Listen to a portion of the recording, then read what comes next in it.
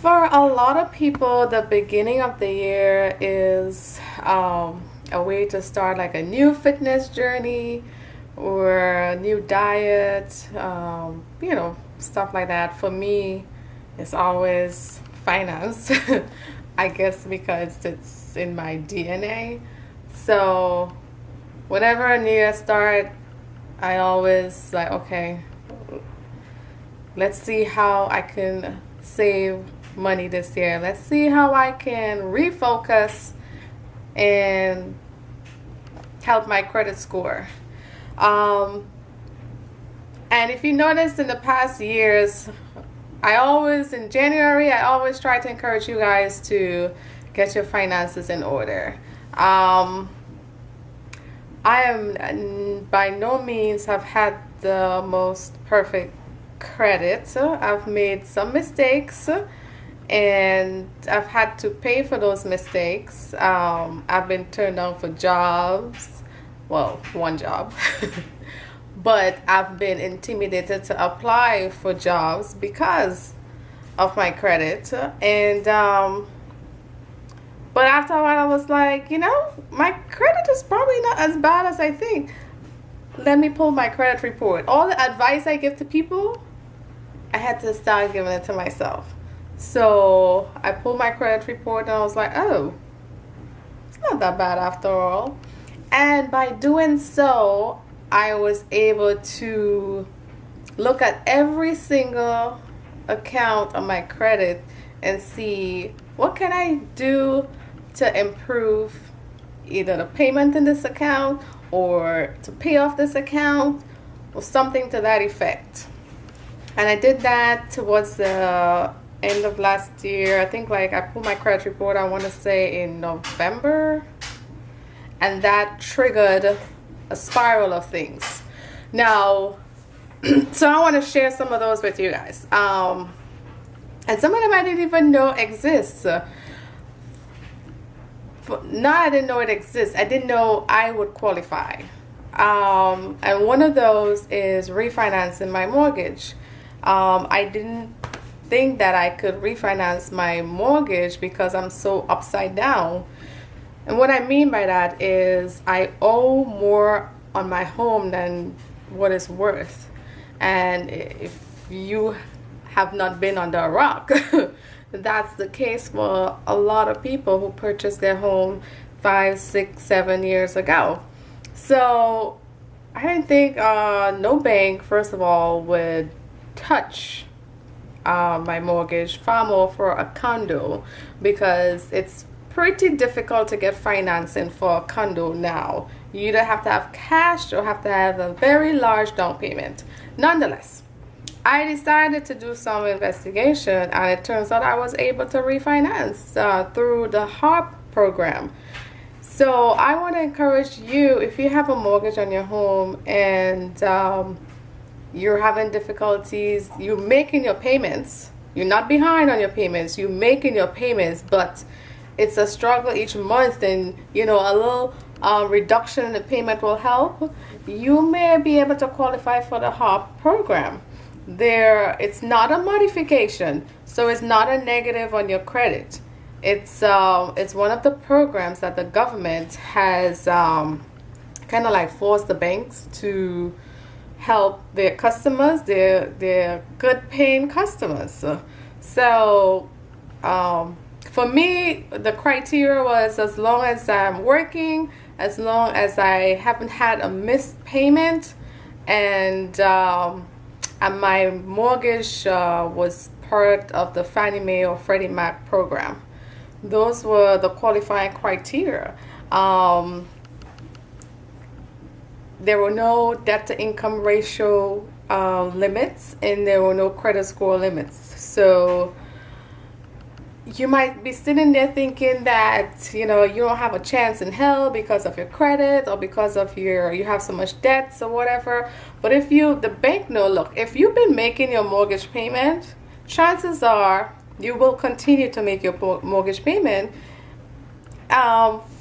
Furthermore, so if your payment was reduced. So I would say that's one avenue to look at. The other thing that I did was my student loans. I I just thought, once your student loan is what it is what it is. I didn't realize that there were new programs, again, instituted by the government to help students. I'll put the website below where you can do some research into the new repayment plans available to students. So if you have a student loan and again you would like the payment reduced, there are new programs to help you. And so I applied to, I think I applied for, it's called like a graduate repayment plan. So what it does, I think for like the first 2 years, your payment is cut in half. And then after that, it goes up to a certain amount for a certain amount of years. And then after that, it goes back up to a certain amount. But they have different type of plans. You choose the one that works best for you. For me, I wanted the lowest payment now. And because I figure in 2 years from now, who knows where I'll be? Who knows what will be? So I wanted a lower payment now. So those two things I did. And I'll give you an example with my mortgage. I had an interest only payment.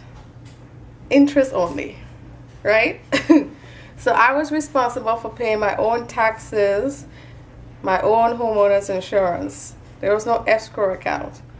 Through the HARP program, I was able to refinance the principal and interest amortization mortgage to include the escrow for taxes and insurance, and my payment is only like $50 more.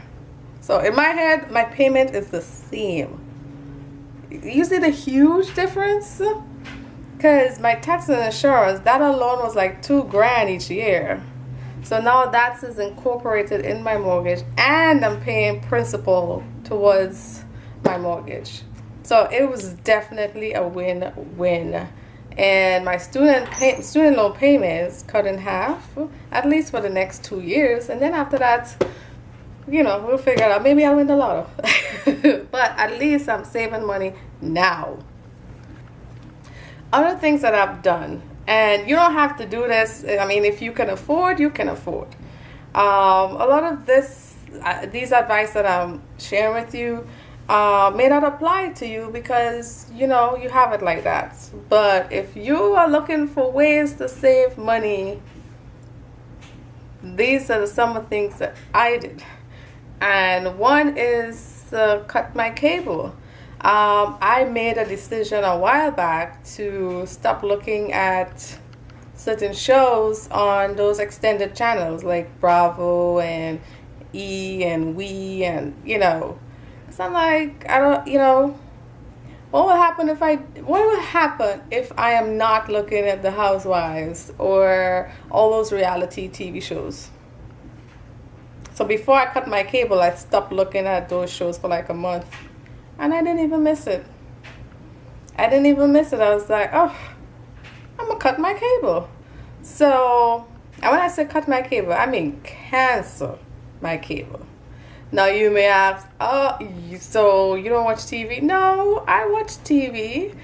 What I did was I got, I remember last year I had asked Tiandra, because she had the Apple TV. I'm like, is it worth it to get the Apple TV or the Roku or whatever?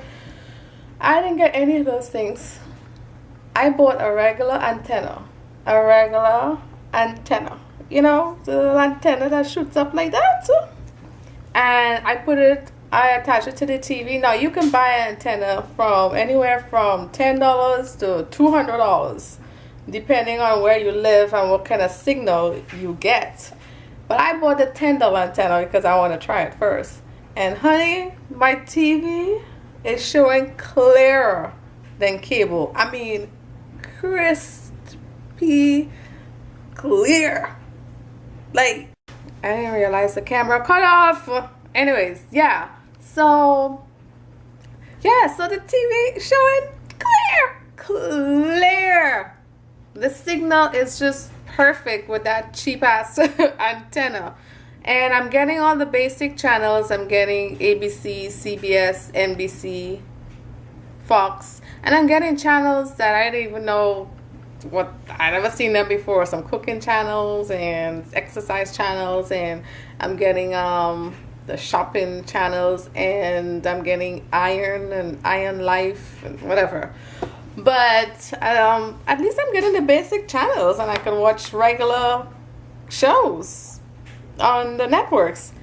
And I have Netflix, which is $9 a month, $8 and some a month. I don't need cable. That's $100 saving right there. So yeah, I don't miss those shows, and it's allowed me to use my time more productively. so that was another way that I'm saving. The last thing I want to mention is, for those of you who've been with me for a while, you know I shared this with you before. I have created, well, I didn't create it. I have a spreadsheet that you can manually do your budget on. This spreadsheet has helped me tremendously. There are also apps that you can use. If you are, more electronically inclined, to me the best app out there is mint.com, I think is the app. It is, oh my gosh. What it does is you import all of your accounts electronically. So all of your accounts are in one place, and you can create a budget each month, and it categorizes all of your spending. So every charge on my debit card is placed into a particular category. So let's say I have a budget of say $100 for food. Every time I use my debit card for any type, whether it be my debit card or credit card, anything that has that's in the food category, it automatically puts it there. So I can go on every day to see how I'm doing in a particular category. So for instance, I have a budget for socializing or entertainment, whatever you want to call it, each month. So if I want to go to the movies today, I gotta go see, okay, let's see how much I spent so far this month. And depending on where I'm at, yeah, hey, this is what I gotta do. If you don't gotta do that, kudos to you.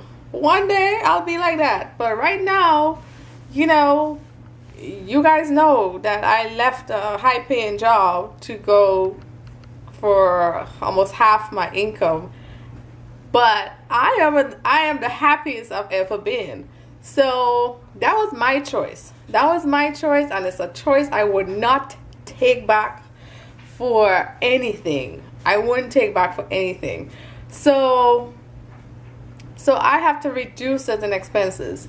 And this app has helped, and it also gives you advice on certain areas. It might tell you, hey, you're paying too much for gas here, or you can save money on this and whatever.